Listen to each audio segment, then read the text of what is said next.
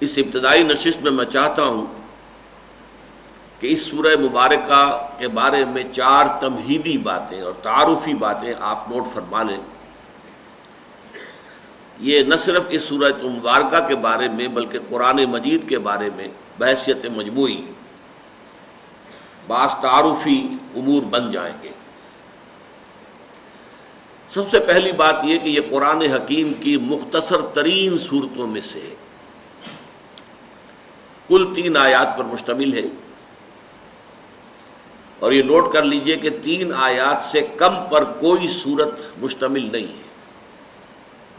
قرآن حکیم کی 114 صورتوں میں سے کوئی صورت 1 آیت یا 2 آیتوں پر مشتمل نہیں ہے، کم سے کم آیتیں 3، اور اس نے اتفاق یہ ہے کہ 3 ہی صورتیں ہیں جو 3 آیات پر مشتمل ہیں۔ سورۃ العصر جو آج ہم پڑھ رہے ہیں، سورۃ الکوثر، سورۃ النصر، 3 صورت۔ اس کے حوالے سے ایک اور بات بھی، اس کا حوالہ جو ہے آ جائے کہ قرآن نماز کے اندر جن رکعتوں میں سورہ فاتحہ کے ساتھ کچھ اور بھی قرأت کی جاتی ہے، اس کا بھی نصاب جو ہے کم سے کم 3 آیات کا ہے۔ اگرچہ کوئی ایک آیت اگر طویل ہو، جیسے آیت الکرسی ہے، آیت البر ہے، تو معاملہ دوسرا ہے، ایک آیت بھی کفایت کر جائے گی، لیکن یہ کہ عام طور پر اس کا نصاب جو ہے وہ 3 آیات کا ہوتا ہے کہ کم سے کم 3 آیات کی قرأت کی جائے۔ تو پہلی بات یہ کہ یہ قرآن حکیم کی مختصر ترین صورتوں میں سے ایک ہے۔ دوسری بات یہ نوٹ کیجئے کہ یہ قرآن حکیم کی ترتیب نزولی کے اعتبار سے اولین صورتوں میں سے ایک ہے، اور اس ضمن میں یہ بات نوٹ کر لیں، قرآن مجید کی تنزیل میں اللہ تعالیٰ کی حکمت یہ شامل رہی ہے، ابتدا میں جو صورتیں نازل ہوئیں وہ حجم میں بہت چھوٹی، لیکن اپنے معانی کے اعتبار سے، مفاہیم کے اعتبار سے، اپنی حکمت کے اعتبار سے واقعتاً بہت پروفاؤنڈ، بہت جامع، بہت بامانی۔ اس کے بعد جیسے جیسے وقت گزرا، آپ کو معلوم ہے کہ پورے قرآن مجید کا نزول جو ہے وہ 23 برس میں مکمل ہوا ہے، 23 برس قمری۔ تو جیسے جیسے وقت گزرا جو صورتیں نازل ہوئیں اب وہ حجم میں بڑھتی چلی گئیں اور ان کے مضامین کھلتے چلے گئے۔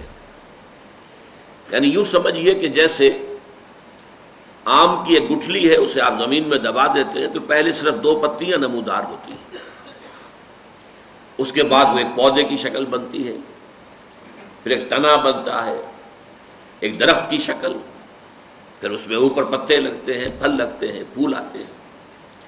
بالکل اسی طرح قرآن مجید کی ابتدائی صورتیں ان گٹھلیوں کے مانند ہیں، بہت مختصر لیکن بہت پروفاؤنڈ، بہت بامانی۔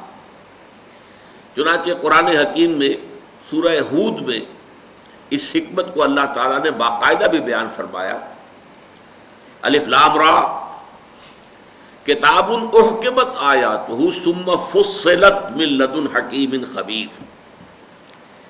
یہ قرآن حکیم ایک ایسی کتاب ہے جس کی آیتیں پہلے بہت پختہ کی گئی، گاڑھی کی گئی، مضبوط کی گئی، بہت پروفاؤنڈ، اور پھر ان کی تفصیل کی گئی، انہیں واضح کیا گیا، ان کو بیان کیا گیا۔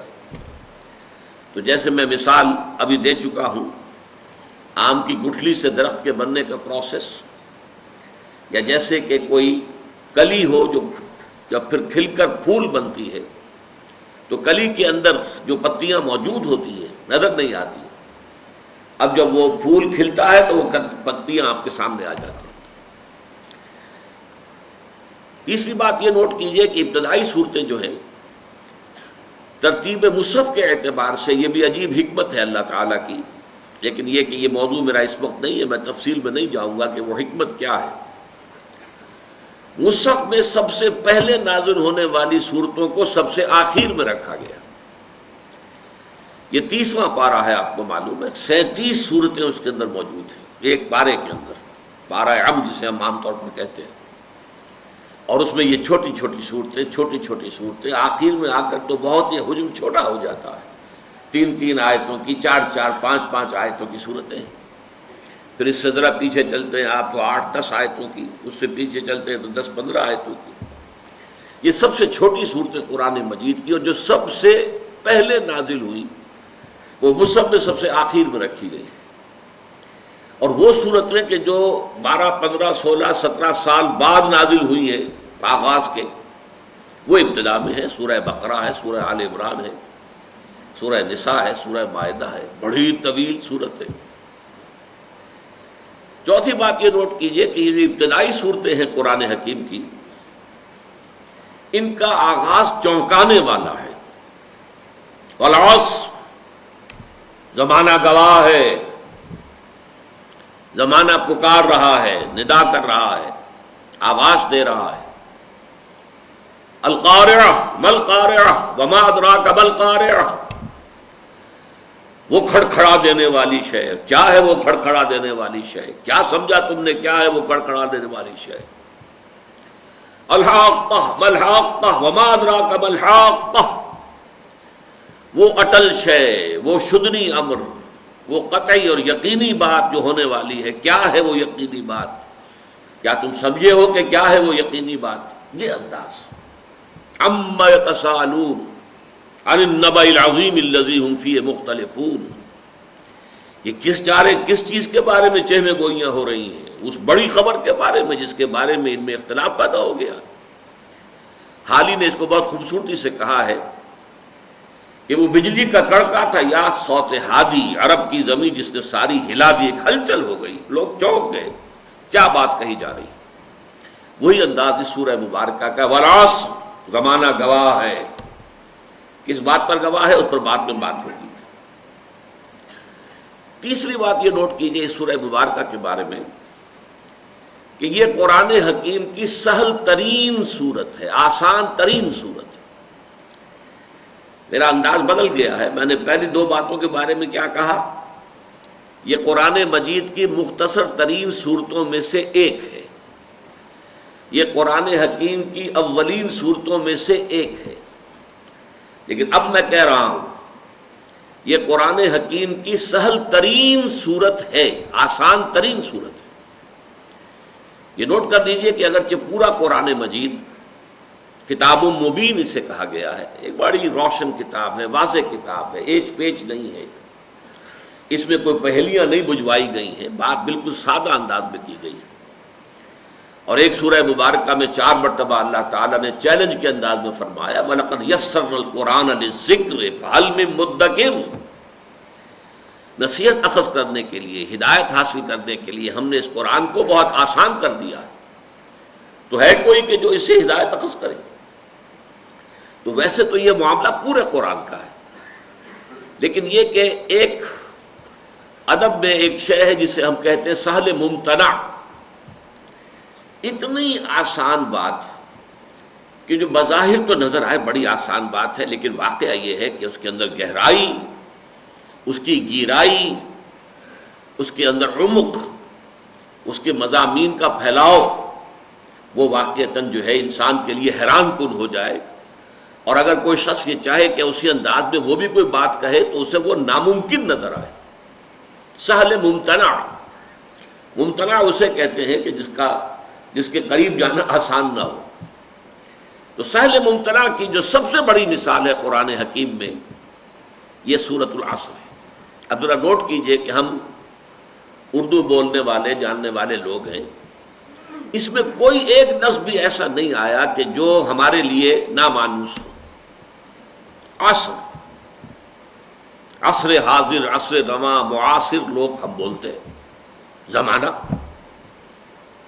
اسی طریقے سے انسان تو اردو کا لفظ معلوم ہوتا ہے، ان الانسان لفی خسر، خسر، خسارہ یہ اردو کے اندر مستعمل ہے، خسران اردو میں مستعمل ہے۔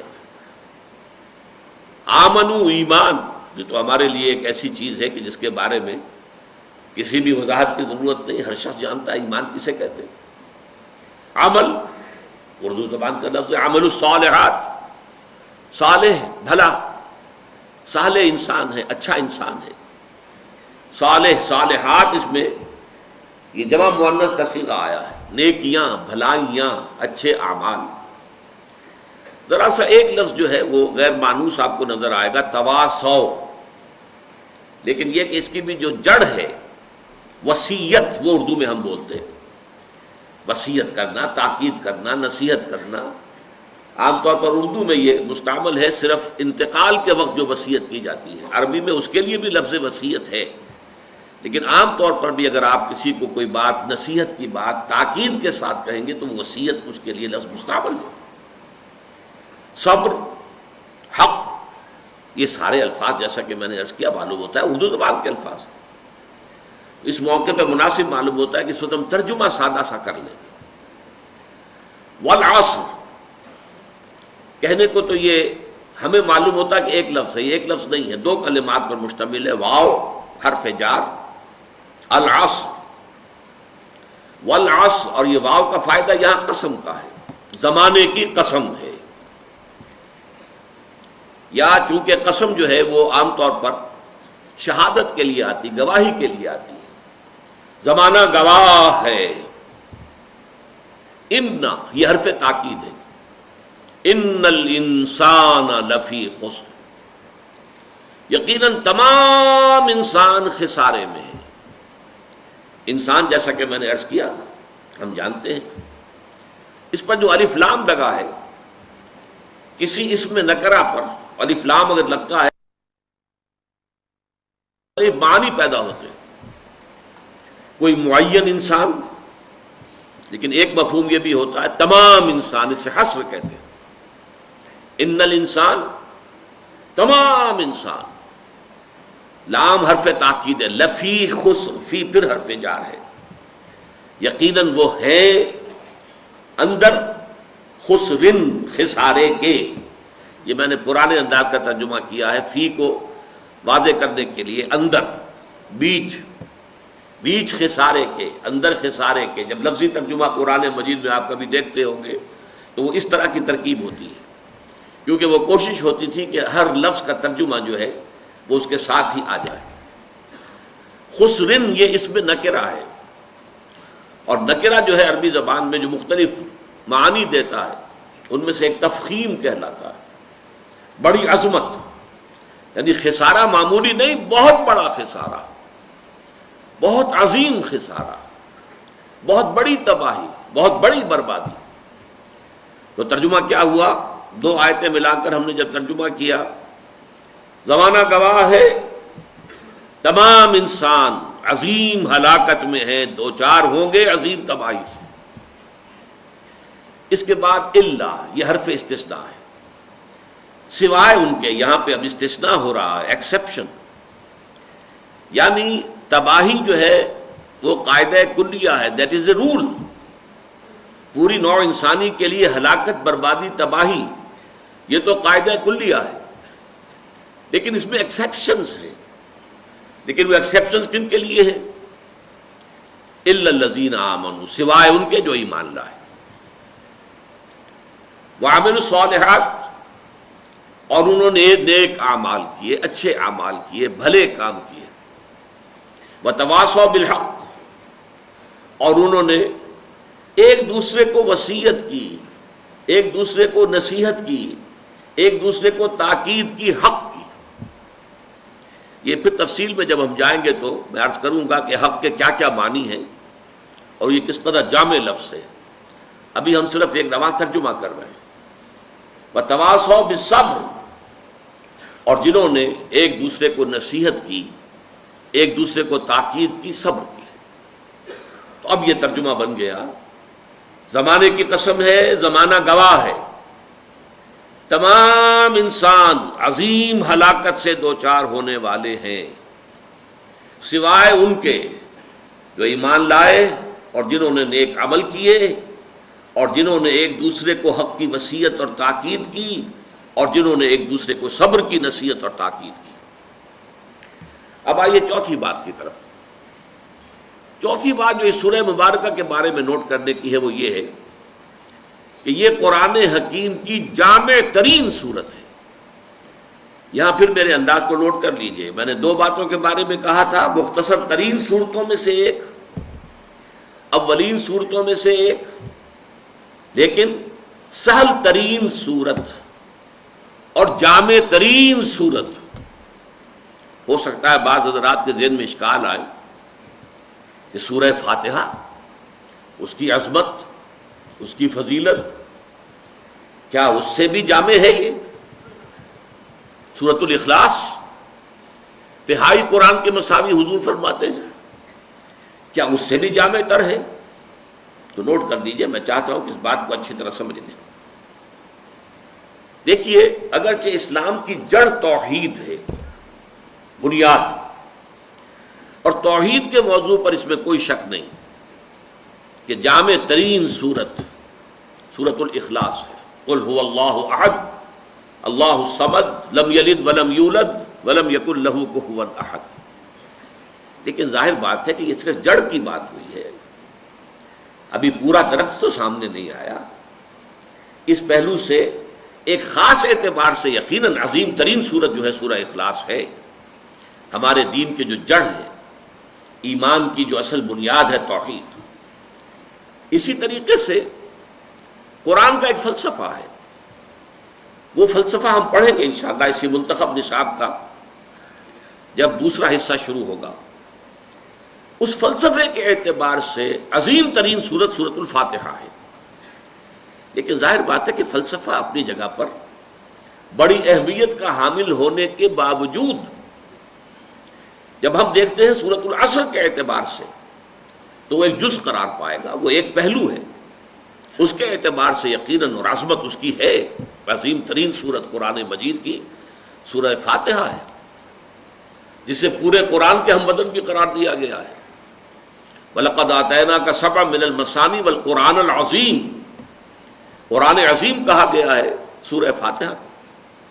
ہم نے آپ کو عطا کی ہیں 7 آیتیں جو بار بار دہرائی جاتی ہیں اور جو در حقیقت خود اپنی جگہ پر ایک مکمل قرآن عظیم ہے۔ لیکن اب نوٹ کیجئے اصل بات، قرآن مجید کا اصل موضوع کیا ہے؟ یہ صرف فلسفے کی کتاب نہیں ہے، یہ صرف توحید کی کتاب نہیں ہے، یہ کتاب ہدایت ہے، ہدی للناس، ہدی للمتقین۔ اصل میں سورہ فاتحہ ہی میں جو ہم ہر رکعت میں نماز کے پڑھتے ہیں اور کہتے ہیں اہدنا الصراط المستقیم، پروردگار ہمیں سیدھے راستے کی ہدایت بخش۔ وہ صراط مستقیم کیا ہے؟ اس صراط مستقیم، اس راہ ہدایت کے اعتبار سے جامع ترین سورت یہ سورۃ العصر ہے۔ صراط مستقیم، اس کے سنگ ہائے میل کیا ہے؟ یہ چھوٹی سورت ہونے کے باوجود اس نے صراط مستقیم کے سنگ ہائے میل کو اس طریقے سے اپنے اندر سمو لیا ہے، سمیٹ لیا ہے، جمع کر لیا ہے کہ اس کی عظمت کو امام شافعی رحمۃ اللہ علیہ بیان فرماتے ہیں۔ اب دیکھیے، میں ان کا قول نقل کر رہا ہوں، ائمہ اربعہ میں سے بہت اونچا مقام ہے امام شافعی کا، اگرچہ امام اعظم ہمارے نزدیک فقیہ ہونے کے اعتبار سے اور اسلام کے قانونی پہلو کے اعتبار سے سب سے بڑا جو مقام سب سے اونچا ہے وہ امام ابو حنیفہ رحمۃ اللہ علیہ کو حاصل ہے۔ لیکن واقعہ یہ ہے کہ بعض اعتبارات سے امام شافعی کا رتبہ بہت بلند ہے، ان کی تصنیف کتاب الام بہت ضخیم اور آج بھی وہ بڑی عظیم عظمت کی حامل مانی جاتی ہے۔ اصول فقہ انہوں نے مرتب کیے سب سے پہلے۔ بہرحال امام شافعی کا تھوڑا سا تعارف کرانے کے بعد اب ان کے 2 قول میں آپ کو سنانا چاہتا ہوں۔ ایک قول کے مطابق فرماتے ہیں لو تدبر الناس هذه السورۃ لوسعتهم، اگر لوگ صرف اس ایک سورت پر تدبر کریں، غور و فکر کریں، سوچ بچار کریں تو یہ ان کی ہدایت کے لیے کافی ہو جائے گا۔ ایک اور قول جسے مفتی محمد عبدہ کا بہت مشہور ہے تفسیر پارہ عم، اس میں انہوں نے نقل کیا ایک اور قول، وہ کہتے ہیں قرآن مجید میں اگر اس سورہ عصر کے سوا اور کچھ نازل نہ ہوتا، تب بھی یہ لوگوں کے لیے کافی تھی. لو لم ينزل من القرآن سواہا، اگر قرآن مجید میں سوائے اس ایک سورت کے اور کچھ نازل نہ ہوتا، لکفت الناس، یہ لوگوں کی ہدایت کے لیے کفایت کرنے والی سورت تھی. یہ عظمت ہے اس سورہ مبارکہ میں. اس کا تھوڑا سا تجزیہ کر لیجیے.